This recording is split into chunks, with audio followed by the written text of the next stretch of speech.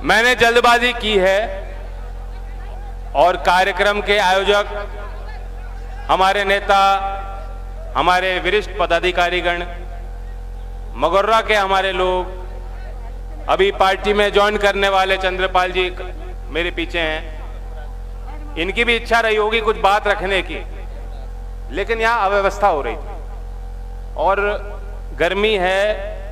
मैं जान रहा हूं आप भी यहां बहुत समय से इंतजार कर रहे हो, इसलिए मैंने उचित समझा कि मैं अपनी बात पहले रखूं। बैठो बैठो, बैठ जाओ सारे लोग बैठो। आप भी बैठो ना, बैठो मोहित। अरे भैया मंच खाली कर दो भैया, नेता भैया बड़े बड़े नेता मंच खाली कर दो। चौधरी साहब छोड़ दो अकेलो। साहू जी बैठ जाओ, बैठो शांति से बैठो।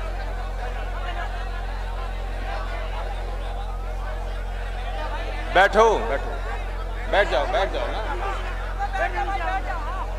अब तो राजी हो? पहले तो मैं समझ सरदारी का नमन करता हूं। खोटेल पट्टी ने हमेशा इज्जत रखी है और जितनी उम्मीदें थी उससे ज्यादा आपने किया। आपने हौसला बढ़ाया है, हमारा हौसला बढ़ाया है उन लोगों का जो निस्वार्थ किसान की लड़ाई लड़ने के लिए लगातार आंदोलन पे हैं। फिर खड़े हो गए। मेरे यहां पीछे भी आंखें हैं। बैठ जाओ इमराज जी, बैठ जाओ। पहले तो मैं बधाई देता हूं। सारे बैठ जाए मंच पे, पीछे जो खड़े हैं बैठ जाए। क्यों बीच में बोल रहे हो भैया? पहले मैं बधाई दूंगा। अभी ये नौजवानों को समझ में आएगी बात। अभी इंग्लैंड और इंडिया का टेस्ट मैच हो रहा था, तो दो हमारे खिलाड़ियों ने शतक मारा है। एक तो रोहित शर्मा ने और दूसरा अश्विन ने। मैं उनको बधाई देता हूं और साथ साथ मोदी जी को भी बधाई देता हूं कि उनके अथक प्रयासों से पेट्रोल ने भी शतक मार दिया। ये कहते थे हम तकदीर वाले हैं, ये इनकी तकदीर तो चमक रही है और हमारी फूट रही है। अब ये ऐसी बात भी बड़े घर के लोग ही कहते हैं, किस्मत वाला हूं, तकदीर वाला हूं। किसान तो अपनी तकदीर खुद बनाता है, बहुत मेहनत करनी पड़ती है। आपका जीवन ही संघर्ष है और किसान के अंदर जो देश के प्रति जो भावना है, इतनी पवित्र भावना और किसी में नहीं मिल सकती।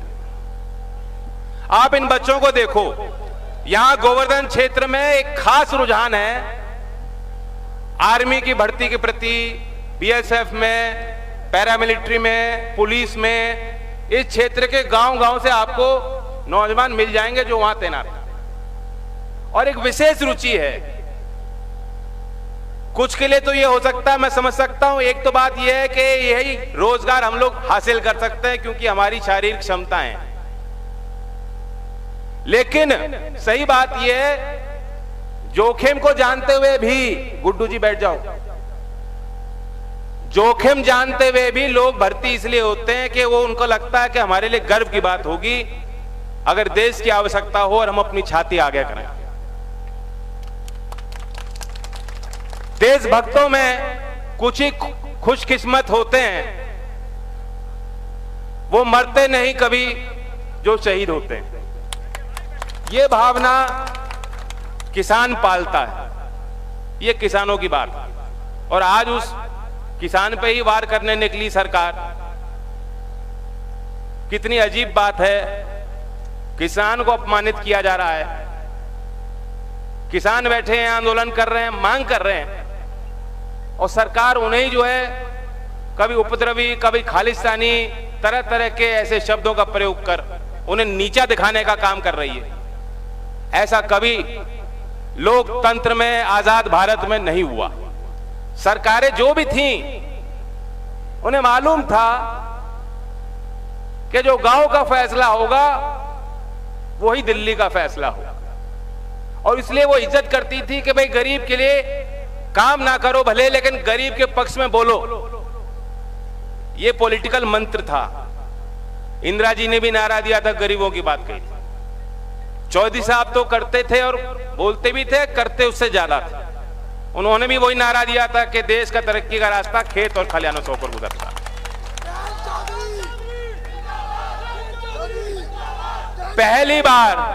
पहली बार आपने इतने मजबूत प्रधानमंत्री बनाए हैं जो आप ही से मुकाबला करने निकले।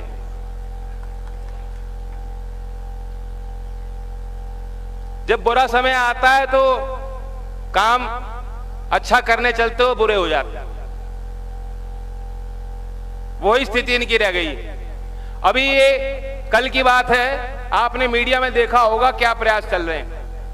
जिस तरह ब्रिटिश अंग्रेज हमें बांटने की कोशिश करते थे, डिवाइड एंड रूल पॉलिसी, इतिहास में हमने पढ़ा है, नौजवानों ने पढ़ा है, वही रणनीति को अपनाया जा रहा है।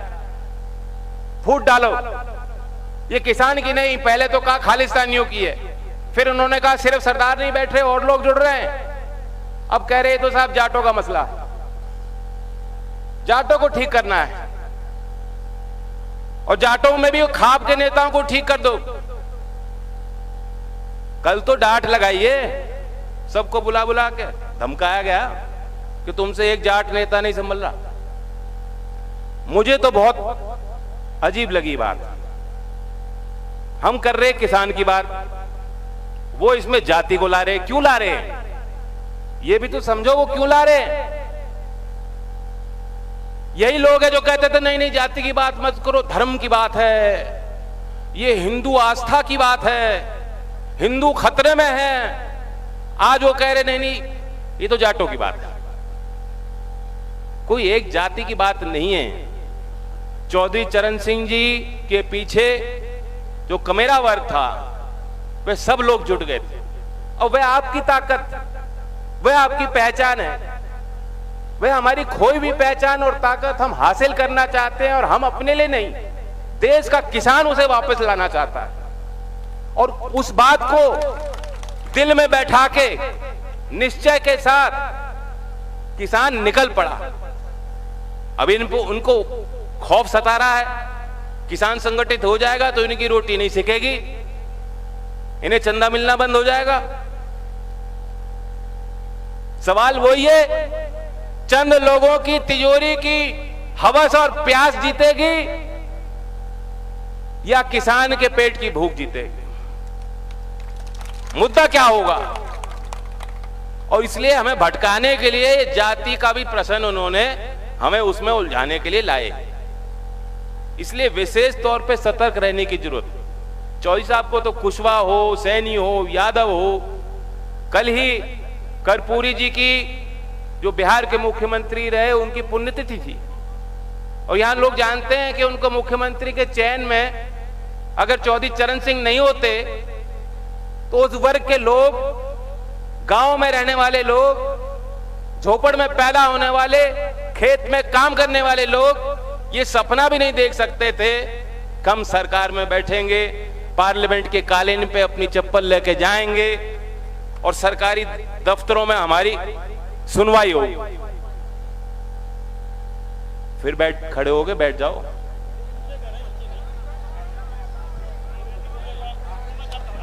अच्छा,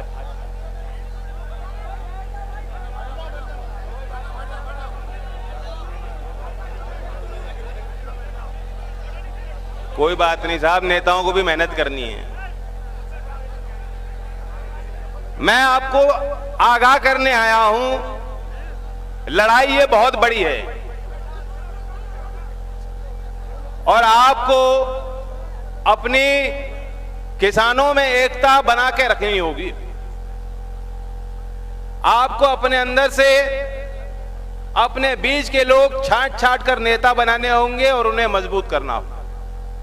आपस में एक दूसरे की कमी निकालना बंद करो, क्योंकि आपका जिनसे मुकाबला वो कुछ नहीं देखते।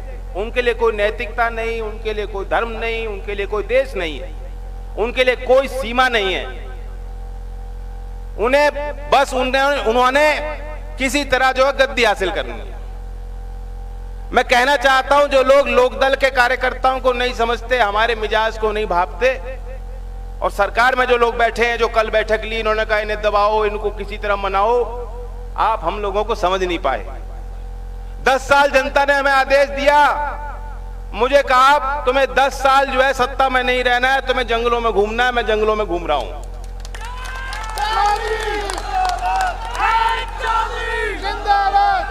और अब तो लोकदल के कार्यकर्ता की हालत ये हो गई कि घास की रोटी खा रहे हैं हम। अब बढ़िया अनाज मिल जाएगा तो पचेगा नहीं। हम तुम्हारे साथ हैं, हम तुम्हारे साथ हैं। तो हम पे आपका दबाव तो आना ही नहीं काम। कौन सा दबाव काम ले आओगे? हम तो हटेंगे ही नहीं। किसान की बात है, किसान को मना लो, हमें मनाने की जरूरत नहीं। आप गोत्र की बात, जात की बात क्यों करते हो? किसान की बात समझो। सरकार जो कानून लाई है, सिरे से उसे खारिज कर दिया है किसानों ने। किसान को बेवकूफ नहीं है, वे जानते हैं, वे अपनी जमीन को बचाने के लिए जुट रहे हैं। भाव तो उन्हें पहले भी मंडियों में नहीं मिलता, सरकार का जो घोषित है आज भी नहीं मिल रहा, और उन्हें मालूम है कल भी ना मिले। लेकिन ये इनके पैतरे हैं। आप सोचो, ठंडे दिमाग से सोचो, पिछले 7 साल का अनुभव हमें उससे सीखना तो चाहिए ना, कैसे भूल जाएं? ये मोदी जी का तरीका है। उसे कह रहे हैं सुधार, जिसे इंग्लिश में कहते हैं रिफॉर्म। ये रिफॉर्म नहीं है, डिसरप्शन है। वे डिसरप्ट करना जानते हैं, तहस नहस करना जानते हैं। पुरानी व्यवस्था को लेंगे, कहेंगे सब बेकार है। मोदी जी है तो मुमकिन है, मोदी जी सब बदल देंगे, और एक ऐसा फैसला लेंगे कि सब जो है तहस नहस हो जाएगा। होता क्या है, जो लोग सिस्टम का हिस्सा हैं वो अपनी बच्ची कुची बचाने में जुट जाते हैं। जो लोग सिस्टम के बाहर हैं उन्हें लगता है हमें भी हिस्सा मिल सकता है, इसलिए वो भी चुप रहते हैं। नोटबंदी में भी यही था, जिस पे कुछ था वो तो बचाने में लग गया, और जिसे नहीं था उन्होंने कहा भाई वहां से लेके तुम्हें हम बांटेंगे, 15-15 लाख जो नहीं दिलाए वो अब मिलेंगे तुम्हें। बताओ, यही तो बात कही थी उन्होंने। तो ये जानबूझकर ऐसा फैसला लेते, ये देश हित में फैसला नहीं। उन्हें तो साबित करना कि देखो मोदी जी लाए ऐसा क्रांति लाए जो पहले कभी नहीं हुआ। तो शेर पे सवार है मोदी जी, उससे उतर नहीं सकते, क्योंकि उन्होंने वादे कर रखे पब्लिक को, देश को बदलना है, नए भारत का निर्माण करना है। लेकिन नए भारत के निर्माण में अगर उसकी नींव में अगर 80% आबादी को तुम दबा दोगे, कुचल दोगे, तो कहां की इमारत बन पाएगी? कौन सा विकास होगा? ये खोखला साबित होगा, ये खतरनाक साबित होगा देश के लिए। आपको मालूम होना चाहिए, जो कॉन्ट्रैक्ट खेती का ये कानून ला रहे नया नहीं है, पहले भी बन चुके हैं। एपीएमसी मॉडल कानून 2003 में बना था, लेकिन वो अनिवार्य नहीं था। केंद्र सरकार ने बनाया था 2003 में, लेकिन वो मॉडल की तरह पेश किया था। जो राज्य उसको अपनाना चाहती थी वह छूट राज्य सरकारों को केंद्र ने दिया। यहां क्या किया, केंद्र का विषय है, राज्य का विषय है, और केंद्र इसमें जो है घुसपैठ कर रही है, जबरदस्ती कर रही है। कॉन्ट्रैक्ट के कानून में इन्होंने ऐसा कर दिया, आपको जानकारी होनी चाहिए। साथ साथ जमीन के किराए का बंदोबस्त, लैंड लीजिंग भी उसमें जोड़ दिया, और परिणाम ये होगा, पहले तो आपके बीच में जो छोटे किसान हैं उन्हें लाभ नहीं होना, क्योंकि बड़े चक जिनके हैं उन्हीं से लोग खरीदना पसंद करेंगे। ये अनुभव है। पेप्सी ने भी जहां खरीदा है, जहां जहां सीधा कंपनियों ने निवेश किया और खरीदा है, उस पुराने अनुभव को, दूसरे राज्यों के अनुभव को आप देखोगे तो जो छोटा किसान है उसे कहीं लाभ नहीं, रत्ती भर। लेकिन क्योंकि उन्होंने जमीन के हक को भी इसमें जोड़ लिया, वे लंबा करार करेंगे, जमीन का करार करेंगे, उसमें जमीन शामिल है। 18 साल की लैंड लीजिंग, खेती की जमीन की, उसकी अनुमति योगी जी ने लखनऊ में दे दी है, उत्तर प्रदेश में। और दोनों इन कानूनों को साथ में के आप दिखाओगे, मिलाकर देखोगे, परिणाम ये होगा कि बड़े बड़े चक घेरेंगे, फिर सरकारों पे दबाव बनाएंगे, SEZ घोषित होगा। जिस तरह कंपनी वाले कंपनी राज, अंग्रेजों की हुकूमत यहां स्थापित हुई थी कंपनी के माध्यम से, उसी तरह से आपके अधिकार पे हनन करते हुए, उनका कत्ल करते हुए, पुराने कानूनों को हटाकर रास्ते से कांटों की तरह फेंक कर ये अपना राज स्थापित करना चाहते हैं। और मोदी जी इसमें भी कहते जी एमएसपी था, एमएसपी है और एमएसपी रहेगा। अभी रास्ते में चर्चा चल रही थी, कितने होशियार है हमारे किसान भाई, सादाबाद की चर्चा है। उन्होंने कहा भाई भाजपा वाले अगर गांव में आए, उन्होंने कहना शुरू कर दिया भाई बाजरे का सरकारी रेट सारा 2100 रुपए है, तुम 25 रुपए कम ले लेना, हमें आज ही दे दो, ये लो बोरी ले जाओ, तुम्हें विश्वास है कि दाम मिल जाएगा, हमें तो नहीं विश्वास। और किसान कैसे विश्वास करे, बार बार झूठ बोला है। आज आप किसी फसल को उठा के देख लो, दाम मिल रहा है क्या सरकारी रेट? कहीं नहीं मिल रहा, मंदी है। सरकार को भी पता है, ऐसा नहीं कि सरकार को नहीं, सरकार को मालूम है बातें। और जब ये विपक्ष में थे, जब ये मुख्यमंत्री थे, ये भी यही मांग किया करते थे जो आज किसान कर रहे हैं। ये कहते थे, इन्होंने 2010 में मनमोहन सिंह को प्रतिवेदन सौंपा और यही मांग करी थी एमएसपी को कानून बनाओ, प्रत्येक किसान का, हर एक किसान का हक होना चाहिए, जो व्यापार है वो उसी टर्म्स पे होना चाहिए, उसी शर्त पे होना चाहिए, कम से कम एमएसपी हर एक किसान को मिले। ये नरेंद्र मोदी जी ने 2010 में मांग करी।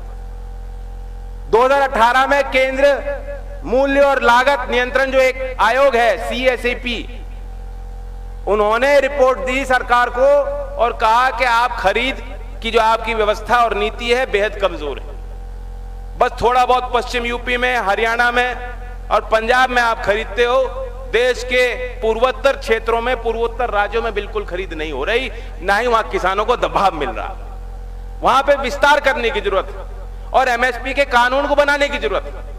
केंद्र सरकार का आयोग यही मांग कर रहा है। उसके पश्चात 2018 में इन्होंने कानून बनाया, प्रधानमंत्री अन्नदाता आय सुरक्षा अभियान, PM आशा। ध्यान होगा, उन्होंने रोहतक में, सांपला में चौधरी छोटू राम जी की मूर्ति का अनावरण का कार्यक्रम था, मोदी जी वहां थे, वहां जाके उन्होंने बड़ी बड़ी बातें कही थी। कहा था आज के बाद जो है किसान को मंडी में अगर वो गया और उसे सरकार का रेट नहीं मिले तो जो फर्क है, जो अंतर है, वह सरकार देगी और सीधा खाते में देगी किसानों को। पहले वर्ष में उन्होंने 1400 करोड़ का आवंटन किया बजट में 2018 में। खर्च कितना किया? 0, एक भी रुपया नहीं खर्च किया। 2019 में उसका फिर बजट बढ़ा दिया, 100 करोड़ से 1500 करोड़ कर दिया।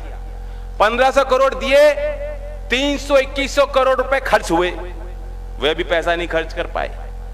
अब जो बजट आया है, हम लोग उम्मीद पाले थे, किसान सोच रहे थे कुछ ना कुछ तो होगा, कि पूरा देश उबाल में है, किसान सड़क पे है, सरकार को मालूम है किसान नाराज है, किसानों को मनाओ, किसानों को लुभाने वाली घोषणाएं करो।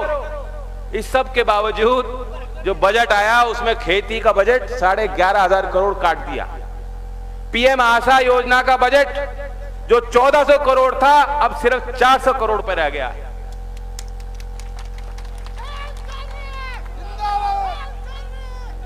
ये अभी भी कैची चला रहे हैं।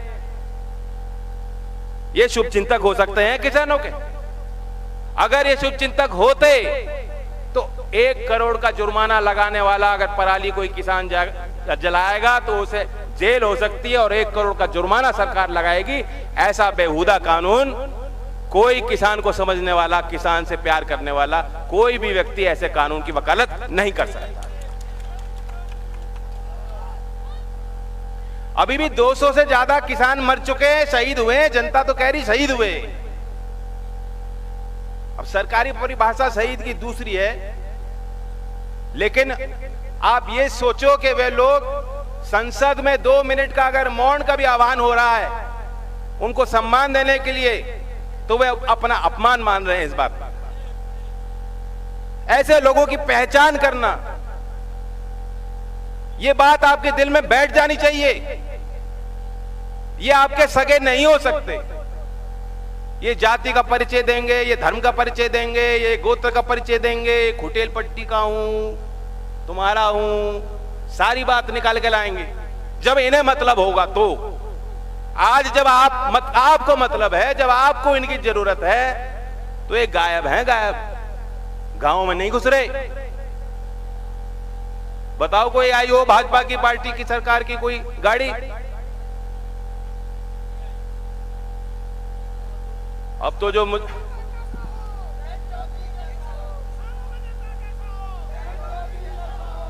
किसान अपने आप में बहुत काबिल हैं और इस आंदोलन में आपने अपने नेतृत्व को पैदा किया,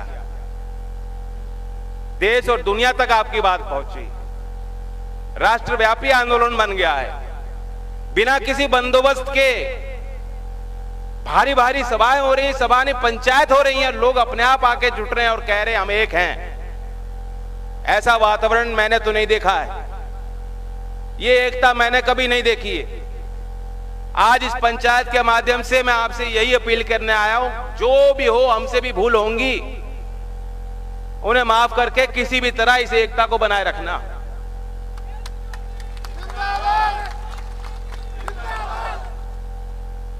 आपस के झगड़े हैं, पहले भी रहे हैं, आगे भी रहेंगे, लेकिन आज उन्हें चिन्हित कर लो और उनका बहिष्कार करो, और जहां उनकी चोट लग सकती है उन्हें चोट पहुंचाओ।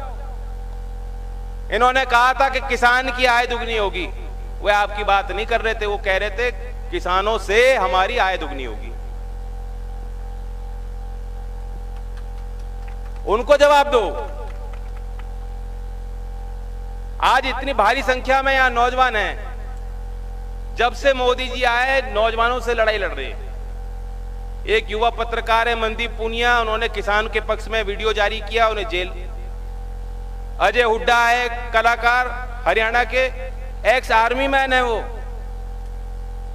आर्मी में सर्विस करके रिटायर होके आए कलाकार हैं, उन्होंने गाना बना दिया, मोदी जी तेरे तोप कड़े, हम दिल्ली आए। उससे आपत्ति हो गई कि भाई इस पे धारा लगाओ।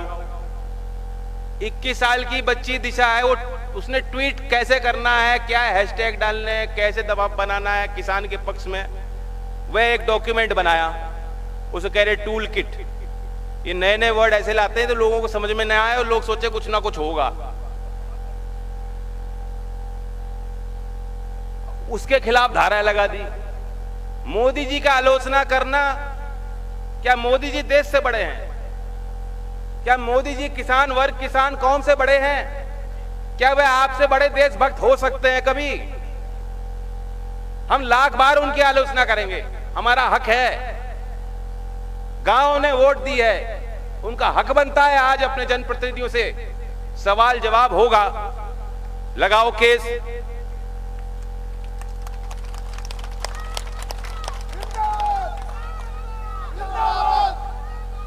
और वो होता है ना जी, डर उससे लगता है जो पहले ना हुआ हो। अब तो लट तो पड़ गए हम पे, तो लट भी मार दिया उन्होंने, अब क्या है, अब क्या होगा? गोली तो चलाएंगे नहीं। तो ये आंदोलन जारी रहना चाहिए। आपने आज हमारी हिम्मत को और हौसला को बढ़ाया। मैं पंचायत में कुछ प्रस्ताव रखना चाहता हूं, कोई लंबी बात कहने की नहीं है। आप समझदार हो, सारी चीज जानते हो, चूकना नहीं है। पंचायत का यह फैसला होना चाहिए। सबसे पहले तो जो प्रताड़ित किया जा रहा है कार्यकर्ताओं को, पत्रकारों को, एक्टिविस्ट को, किसान के पक्ष में जो भी अच्छे लोग बोल रहे हैं, उनके पीछे जो सरकार पुलिस लगा दे रही है, ये पंचायत उसकी भर्त्सना करती है, विरोध करती है। हमारी संवेदनाएं उनके साथ हैं। हमारे बुजुर्ग 70 साल के, 80 साल के किसान, उनको जेल में डाल दिया गया था। अभी भी पश्चिमी यूपी के कई गांवों से मुझे संपर्क हो रहे हैं, लोग कह रहे हैं नोटिस दे दिए किसानों, क्या आप 26 जनवरी में दिल्ली में कैसे थे? दिल्ली देश की राजधानी बंद है क्या किसानों को? आ रहे नोटिस। तो फैसला किसानों ने यह कहा है कि हम कोई मुचलका नहीं भरेंगे, ना कोई किसान किसी थाने में जाएगा। यही फैसला ये पंचायत भी सुनाए। मुख्य बात हाथ खड़े करके जैन जी के हाथ खड़े करके वो हेमराज जी आखिर में करा लेंगे एक बार में। तीसरी बात यह है, जो किसान के विरोध में जो कानून प्रस्ताव लाए हैं, खुद मोदी जी कह रहे कि पवित्र है आंदोलन, फिर सरकार कह रही है चलो तुम लोग आगे हो, 18 महीने रुक जाते हैं। अब जो 18 महीने रुक जाते हैं, क्यों रुक जाते हैं? मतलब गड़बड़ है ना कुछ, जो आप कह रहे हैं सुधार कर लेंगे। पहले कह रहे थे इससे परफेक्ट कानून कोई बना ही नहीं कभी, अब कह रहे हैं चलो ठीक है सुधार कर लेंगे, फिर कह रहे हैं ना चलो कोई बात नहीं 18 महीने टाल है। जो 18 महीने टाल हो सकती है तो हमेशा के लिए टाल कर दो, नया प्रस्ताव तैयार करो। किसान के हित में कोई कानून लाना चाहते हो, सुधार लाना चाहते हो, पूछो पहले किसानों से, संसद में चर्चा होनी चाहिए। राज्यसभा में इनके पास बहुमत नहीं थी और ध्वनि मत से उन्होंने पारित कर दिया जबरदस्ती। राज्यसभा का नियम है, संसद का नियम है, अगर एक भी पार्लियामेंट का मेंबर खड़ा होकर वोट मांगेगा तो वोट दर्ज होता है, वोट पढ़नी पड़ती है, लिखित तौर पे वो पढ़ती है, रिकॉर्ड में आती है। इन्होंने ध्वनि मत से जबरदस्ती पास कर दिया। ये हमें कानून नहीं चाहिए, वापस लो। नया प्रस्ताव कभी लाओगे तो प्रॉपर लोकतांत्रिक प्रक्रिया के तहत उसे ले आना, वो तो सरकार का अधिकार है। और एमएसपी के लिए कानून, ताकि जो किसान मांग रहे हैं कि भाव नहीं मिलता, हमें 2000 रुपए नहीं चाहिए, कोई भीख का कटोरा लेके हम नहीं जा रहे, ये तो किसान का हक बनता है, उसे अपनी मेहनत की खून पसीने की कमाई मिलनी चाहिए। एमएसपी के लिए पक्ष में उसे कानूनी अधिकार के रूप में बनाने के लिए सरकार एक प्रस्ताव पेश करे। और चौथा प्रस्ताव यह है, बीजेपी वालों की खूब पहचान कर लो, पहले तो प्यार से उन्हें बुलाओ, उन्हें न्योता दो कि यही मौका है, भूल चूक सारी माफ है, वापस आओ, किसान के कुनबे में आओ, खड़े हो। इससे बड़ी कोई चुनौती कभी नहीं आई। हमें तुम्हारी जरूरत है, अपनी नेतागिरी तुम बाद में कर लेना, अपने अच्छे बिना क्रीज के कुर्ते को टांगो, छोड़ो राजनीति, छोड़ो अपने पद, छोड़ो अपनी पार्टी, दलाली छोड़ो, गुलामी छोड़ो और देशभक्तों की इस फौज में भर्ती हो।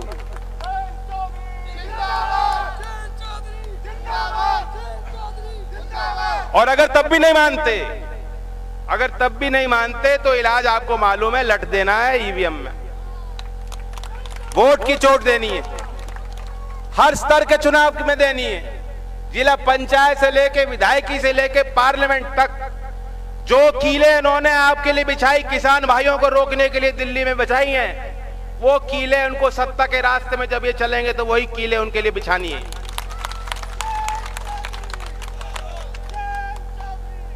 सहमत हो तो एक बार हाथ उठा के बता दो। और मैं आखिर में सुन लो एक बहुत प्यारी कविता। अरे बैठे रहो, अफरा तफरी ना करो। हमें अपने संगठन को मजबूत करने की जरूरत है।